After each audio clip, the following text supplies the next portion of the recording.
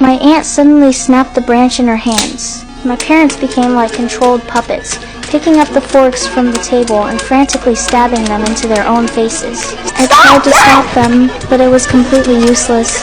It wasn't until my aunt threw the branch in her hands into a bowl filled with water that my parents finally stopped. My aunt demanded that I help her keep the secret. She said if I didn't obey her, she would make my parents hurt themselves to death.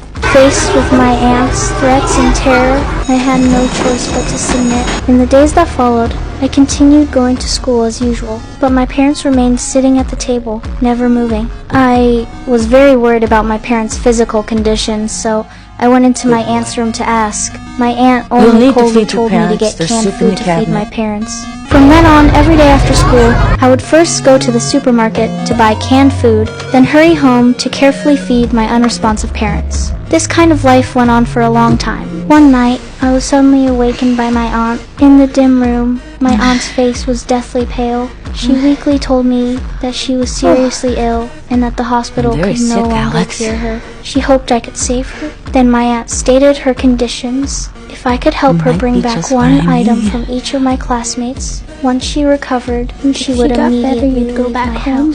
In order to help my parents recover quickly, I took advantage of the time when my classmates were playing basketball to quietly slip back into the classroom and take away their name tags. However, at that moment, my homeroom teacher suddenly walked into the classroom. Seeing that something was wrong with my condition, the teacher patiently comforted me. But at that moment, all I could think about was rescuing my parents. After school, I stuffed my classmates' name tags into my aunt's room. That night, my aunt began practicing witchcraft. She gently shook the bell in her hand, and the clock happened to point to 2:17. All my classmates ran out of their homes, flooded onto the streets, one after another, and ran into the basement of my house. It was then that I realized my aunt had deceived me. But looking at my parents, who were still being controlled, I didn't dare expose this lie. I could only choose silence and cooperate with my aunt in dealing with police inquiries. When the police officers came to search the house, I helped tidy up the place, watching my aunt use witchcraft to control my classmates and make them hide outside.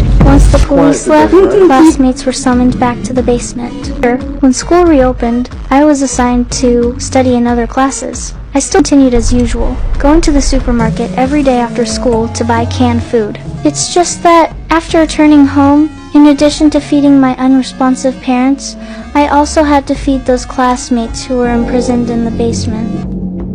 My aunt suddenly snapped the branch in her hands. My parents became like controlled puppets, picking up the forks from the table and frantically stabbing them into their own faces.